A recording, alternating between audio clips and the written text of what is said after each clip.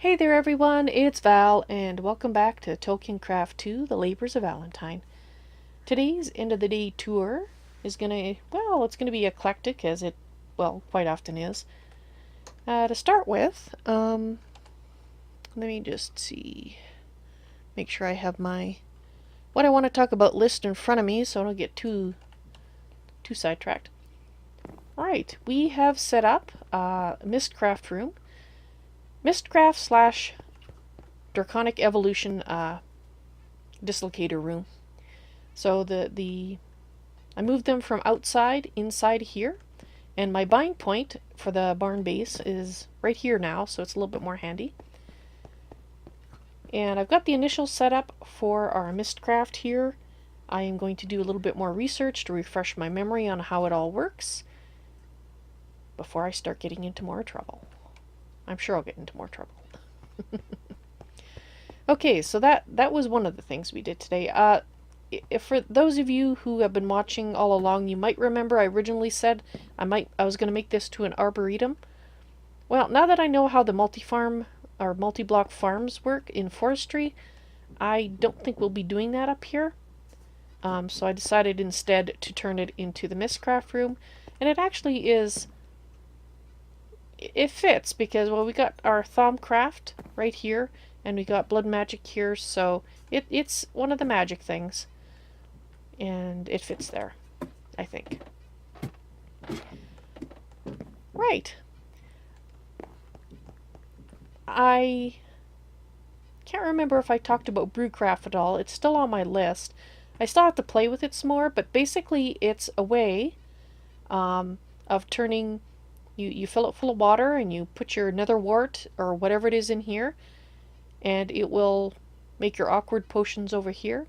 So you would fill this side, instead of with water, you'd fill it with awkward potion, and then put your other ingredients in here and get the next stage.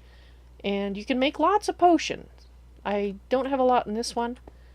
This one has, 12 bottles worth, but that was my test. I haven't done much with it, but it was on my list to talk about, so there you go. I made a new item called the Coin of Fortune. It draws items in that you have nearby, and it actually has two modes, although it's really difficult to tell which mode it's in. You can just right-click it to turn it on and off, and that gives you, I think, about a 5-block radius where it'll draw the blocks in. But if you turn it off, if you go shift and right click, and it doesn't look like it did anything, but it does, and then you right click, it actually brings in items from a 15-block radius. So yeah, I wish it was a little more clear which phase it was in, but maybe there's a way to tell and I'm just not noticing. Alright, let's right click and turn it off. Actually, there was a :1 after that.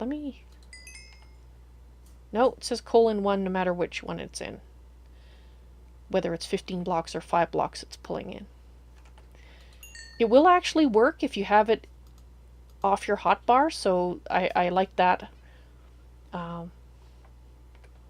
Keeps it your hotbar clear for other things that actually need to be there.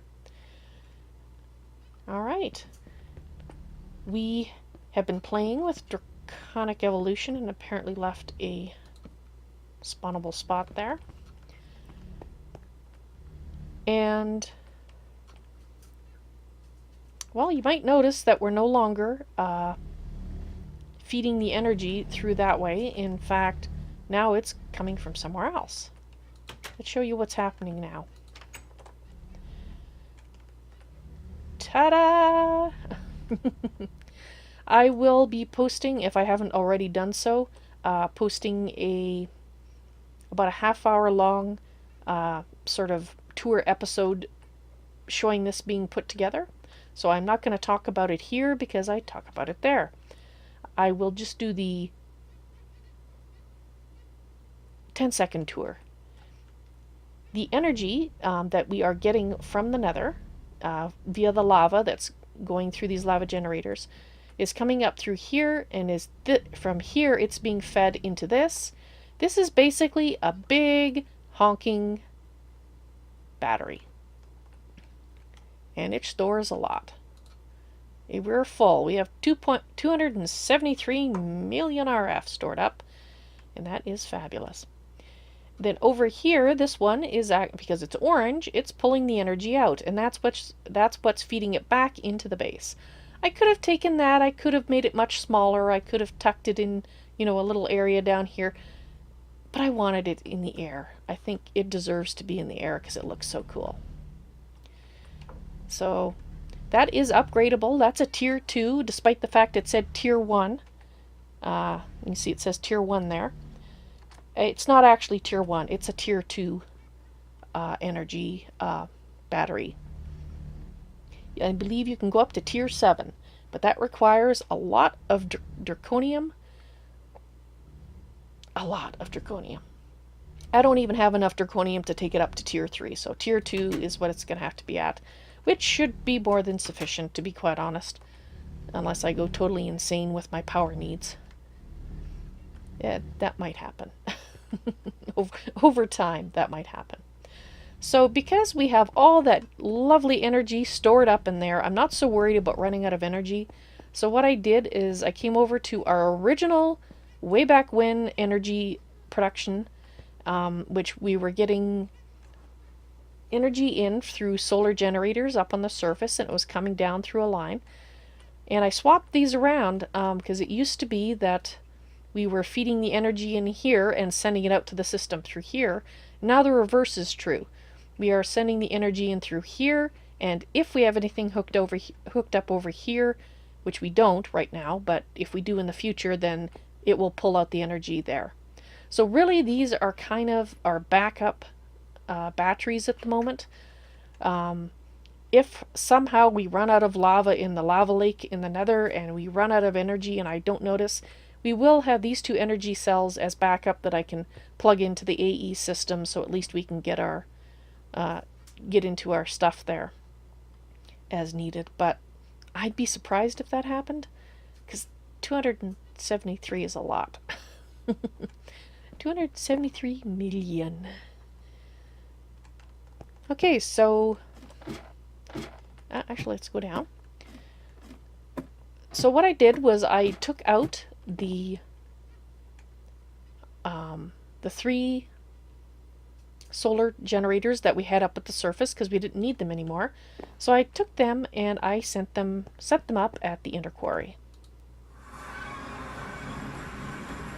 So you can see we are now running off of 6 solar generators. And I changed the configuration here a little bit because we were actually getting quite full of stone. And so the way it works now is the transfer node that's pulling from the inner quarry is going into this buffer chest. And this buffer chest is actually splitting it into 2 types of items.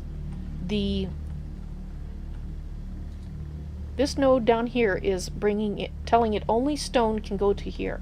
So we're sending the stone directly into our AE system instead of storing it in our storage barrels back at the base.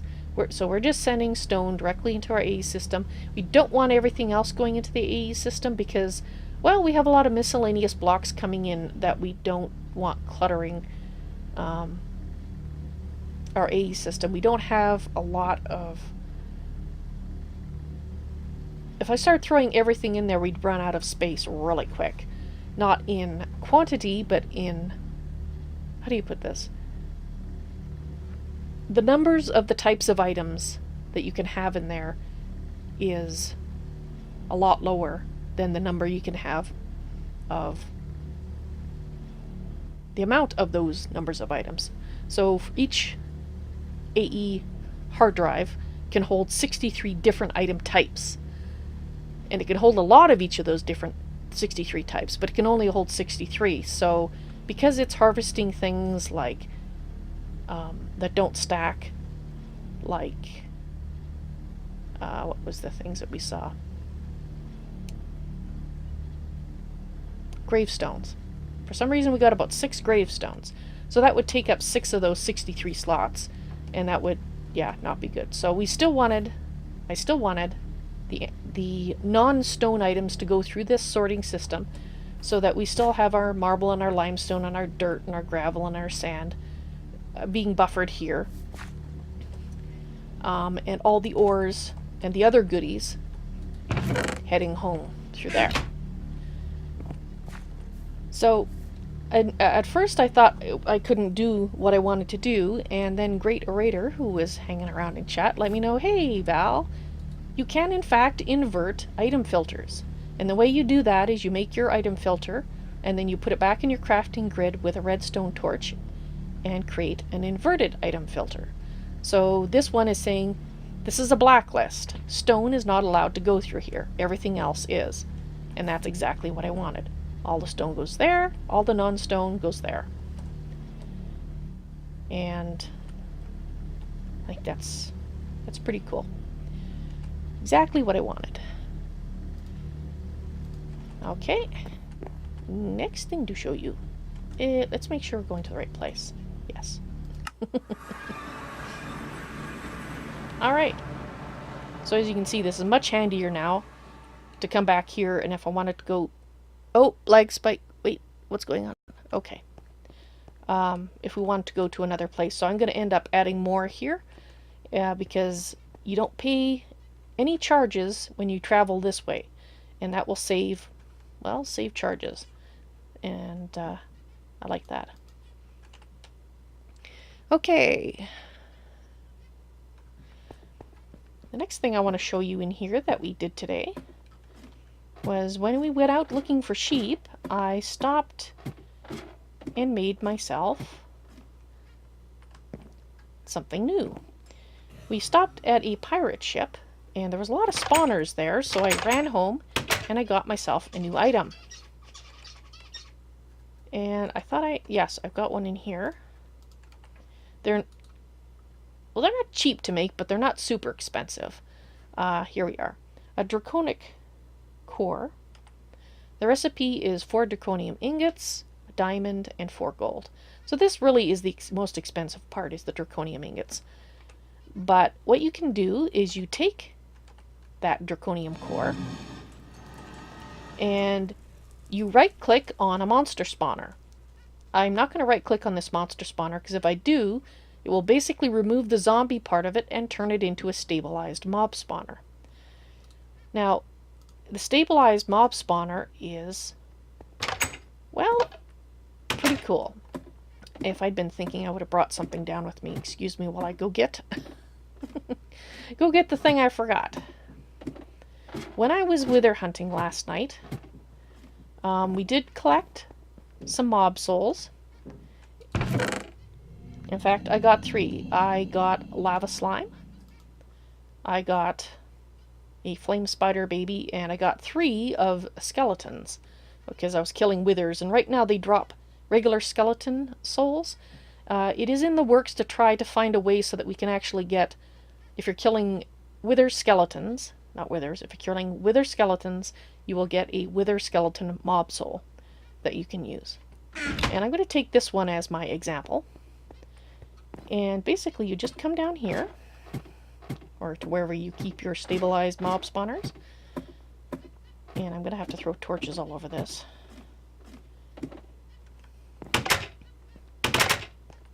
We're probably going to have one spawn in here.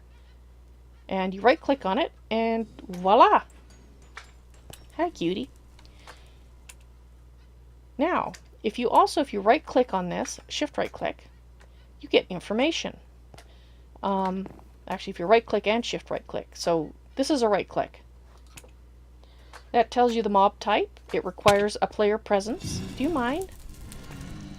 And ignore spawn requirements. And the spawner tier is 0.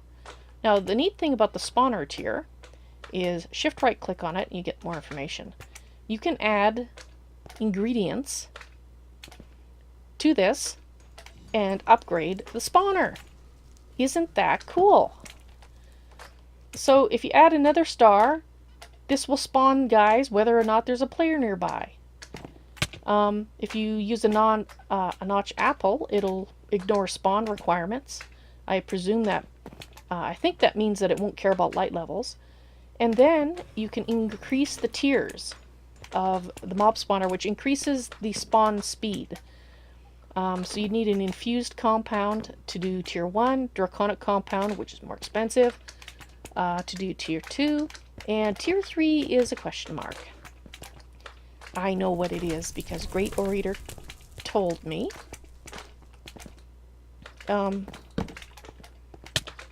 Hey. Excuse me for a moment here. Thank you. I'll talk about my sword in a moment. Okay, we might have these guys continuing to spawn. I might have to move this spawner over there. We'll see if it is stopping. Yeah.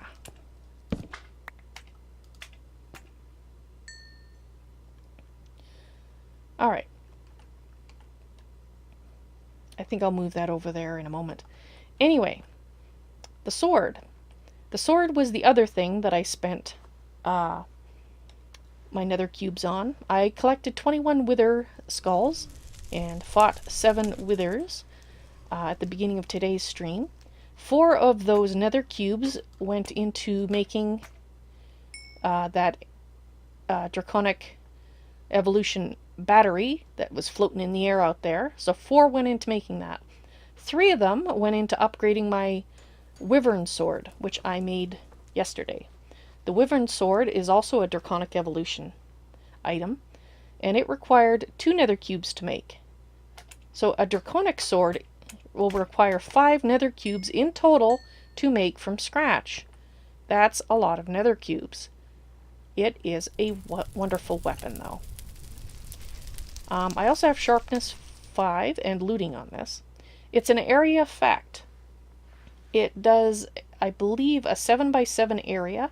When I hit something, it'll hit all the mobs around it. If you're hitting a boss mob and it has over 20 health, each hit will do 30% of the health. That's huge. Now, that 7x7 area, that 30% damage that you do only affects the guy that you directly hit. The other guys in the 7x7 area just get a normal damage hit. Just so you know. It also has built-in looting. And it stacks with looting that you put on the sword. So when for example, earlier I hit a zombie with this and I got 5 zombie brains.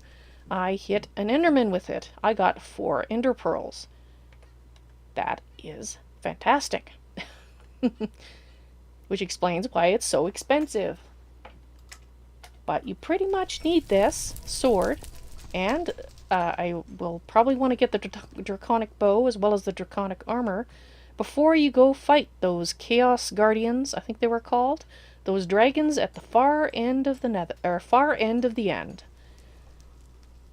Yes, there is a reason they're so strong and why they are the end. What's the word I'm looking for? The ultimate weapons in the pack and the ultimate armor in the pack, because you need them for the ultimate boss mob. Awesome. Alrighty. 2 last things to talk about, and then you should be all caught up with my shenanigans. I kind of need to have food, but I guess I'll wait till I get to the top here.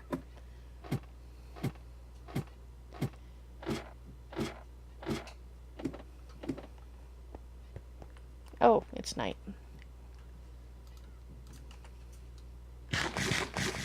Let's make it day so that you can actually see what I'm pointing out.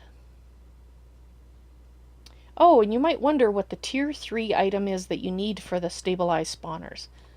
Well, it's a secret, but Great Orator told it to me, and if you watch this video, I'm going to reveal it to you. To create a tier 3 stabilized mob spawner, you need an ender dragon egg. Yeah. But the good news You can find those inner dragon eggs, rarely, I'm sure, in chests. And they're added by the Dragon Mount mod, because you need to hatch those eggs, or one of those eggs, to make a dragon mount that you can tame with fish, and then fly around on your own personal dragon in Minecraft. So it doesn't sound quite as bad as it is when you first say, oh, you need another dragon egg, and you're going, well, but there's only one of those. Fortunately, in this mod pack, that is not true. So, there you go. Here's a secret. Now, today I played a little bit with sparks out here, putting on different augments on them. And basically, I ended up setting up a small network, and I'm sure you can set up much more complicated ones with this. This suffices for my purposes, so I, didn't go too insane with it. But if you right-click on a spark, you can see what it's talking to. So you can see this one is talking to all these guys. Now this one doesn't have an augment on it, but this one does. This one, you can't see it, but it has a... oh, what is it called? Of course, I can't remember the name of the augment. Dang it. Alright, let me go and look it up so I can tell you the correct names of the augments. Index. Actually, no. It's just back, please. Mana manipulation. Spark augmentation.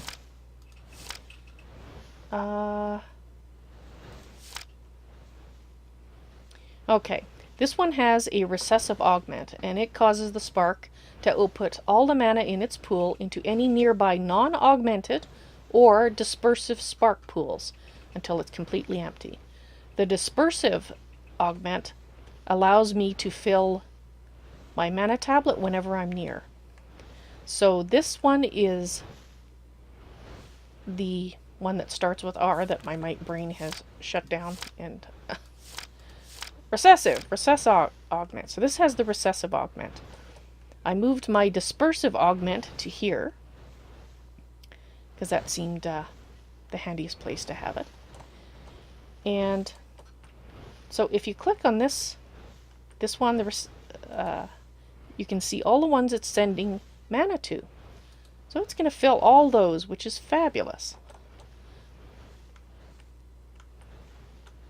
So this one's getting mana, and it's going to be sending the mana through this mana spreader to here, then over to here to fill this pool, which feeds this tangleberry, so my animals don't go a walkabout. Because that's what happened. This ran out of mana because I'd been too busy doing other things and forgot to check it. And my cows were still around, but all my sheep vanished. All of them. So I had to go and get more sheep. So, in fact, while we're here, I'm just going to quickly feed these sheep to get more. There we are. Let's just fly a little bit. Sheep, sheep, sheep, sheep. We got plenty of cows. We need more sheep. There we go.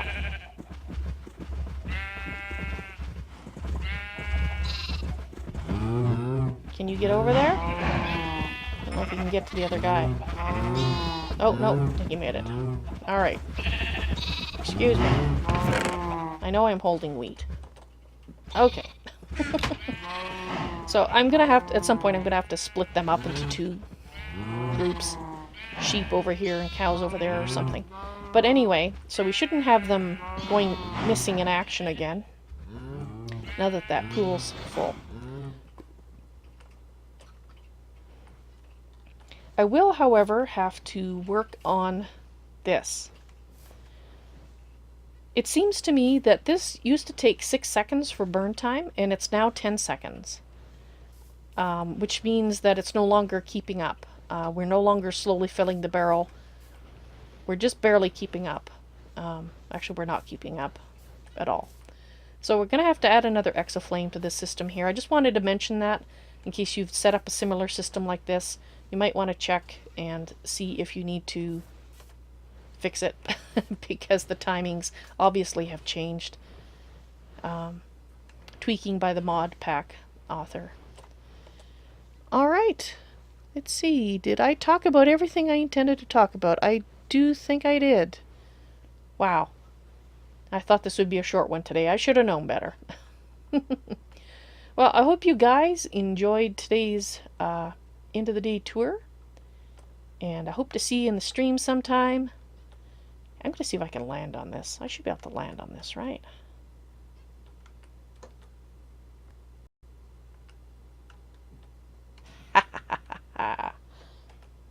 Awesome. So you guys all take care now, and I'll see you later. Bye.